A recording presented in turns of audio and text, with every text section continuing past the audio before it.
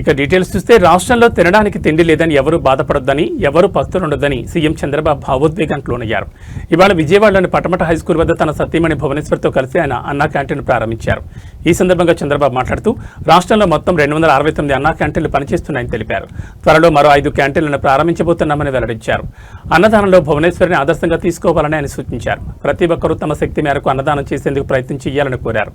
ఇది ఒక ప్రజా ఉద్యమంగా ముందుకు సాగాలని పిలుపునిచ్చారు.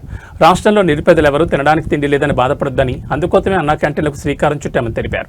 ఇది కేవలం అన్నదానం మాత్రమే కాదని, పరిశుభ్రమైన వాతావరణంలో పౌష్టికాహారం అందిస్తున్నామని సీఎం చంద్రబాబు పేర్కొన్నారు. లేకుంటే రోడ్లు క్లీన్ చేసే కార్మికులు కావచ్చు, లేకుంటే ప్రజలు కావచ్చు, ఇలాంటి వాళ్ళు చాలామంది ఉంటారు. ఎక్కడన్నా భోజనానికి పోవాలంటే 100 రూపాయలు మినిమం ఒక పూటకు డబ్బులు పే చేసే పరిస్థితి వస్తుంది. అక్కడ కూడా పౌష్టికాహారం దొరికే పరిస్థితి లేదు. ఇవన్నీ పరిష్కారం కోసం పెట్టాం. ఈరోజు ఇక్కడ ఏదైతే ఈ ఫౌండేషన్ ఉందో, మన అన్నా క్యాంటీన్ ఇస్కాన్ ఫౌండేషన్ చాలా మంచి వర్క్ చేస్తున్నారు. అది కూడా సెంట్రలైజ్డ్ కిచెన్ పెట్టి, అది కూడా చాలా పౌష్టికాహారం కానీ వెరైటీస్ కూడా పెంచి రుచికరమైన నాణ్యమైన ఫుడ్ పెట్టే పరిస్థితికి వచ్చారు.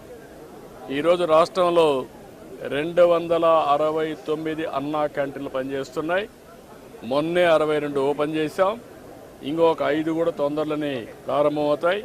275 క్యాంటీన్ని ప్రారంభిస్తున్నాం. ఈరోజు దీనికోసం నేను ఒకటే మా ఫ్యామిలీ, అందులో భువనేశ్వర్ గారిని మనస్ఫూర్తిగా అభినందిస్తున్నాను. ఈరోజు నా పుట్టినరోజు సందర్భంగా 76 లక్షల రూపాయలు రాష్ట్రం మొత్తం అన్ని అన్నా క్యాంటీన్లో ఫ్రీగా 3 పూట్ల భోజనం పెట్టడానికి ముందుకు వచ్చారు. ఒక స్ఫూర్తిదాయకంగా నిలిచారు. ఈరోజు నేను ఒకటే ప్రజలందరికీ విజ్ఞప్తి చేస్తున్నా, ఇది ఒక స్ఫూర్తిదాయకమైన కార్యక్రమం. అన్నదానం అన్నింటికంటే మహాపవిత్రమైనది.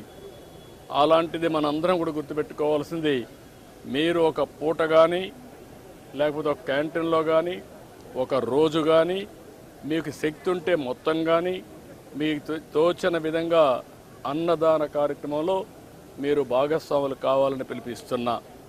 ఇది ఒక స్ఫూర్తికి ఒక ప్లాట్ఫామ్. ఇది ఏదో నేను ఎవరిని బలవంతం చేయడం లేదు. వాళ్ళందరినీ కోరుతున్నాను, మనందరం కలిసి ఒక స్ఫూర్తి ప్రదాతలుగా తయారు కావాలి. ఈ రాష్ట్రంలో ఏ వ్యక్తి ఆకలితో బాధపడుతున్నాడు అనే పరిస్థితి రాకూడదు. ఆంధ్రప్రదేశ్ అన్నపూర్ణ, ఒకప్పుడు దేశానికే అన్నం పెట్టిన రాష్ట్రం. ఈరోజు మన రాష్ట్రంలో ఏ ఒక్క వ్యక్తి ఆకలితో బాధపడకుండా కడుపు నిండా తిండి పెట్టే పరిస్థితి మనం తీసుకురావాల్సిన అవసరం ఉంది. ప్రభుత్వం పెట్టలేక కాదు, ప్రభుత్వం పెట్టగలుగుతాం. దానికంటే ముఖ్యంగా ఒక స్ఫూర్తికి ఇది ఒక ప్లాట్ఫామ్గా తీసుకుని మీరందరూ భాగస్వాములు కావాల్సిన అవసరం ఉంది. ఇది ప్రజా ఉద్యమంగా ముందుకు పోవాలి. నేను అందుకే P4 తీసుకొచ్చాను. P4 కూడా ప్రభుత్వం, ప్రైవేట్, పబ్లిక్ భాగస్వామ్యం. అందులో అన్నా క్యాంటీన్ కూడా ఒకటి. ఇది ఒకటే కాదు, డబ్బులుండే ప్రతి ఒక్కరు కూడా టాప్ 10%, బాటమ్ 20%ని అన్ని విధాలా ఆదుకోవాలి. అందుకే పేరు కూడా MBK అని పెట్టాను.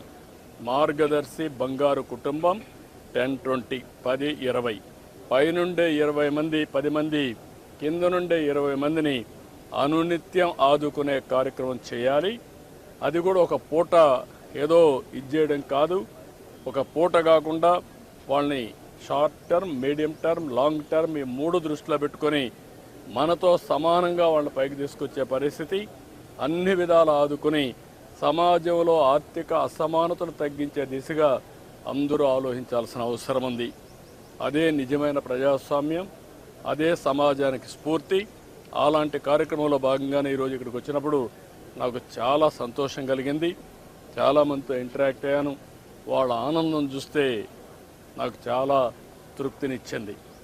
ఈ కార్యక్రమానికి సహకరించిన భువనేశ్వర్ గారిని మనస్ఫూర్తిగా అభినందిస్తూ, కుటుంబాన్ని మనస్ఫూర్తిగా అభినందిస్తూ మరొకసారి రాష్ట్రంలో అందరికీ విజ్ఞప్తి చేస్తున్నా, ఆంధ్రప్రదేశ్ అనే మాట అన్నపూర్ణ.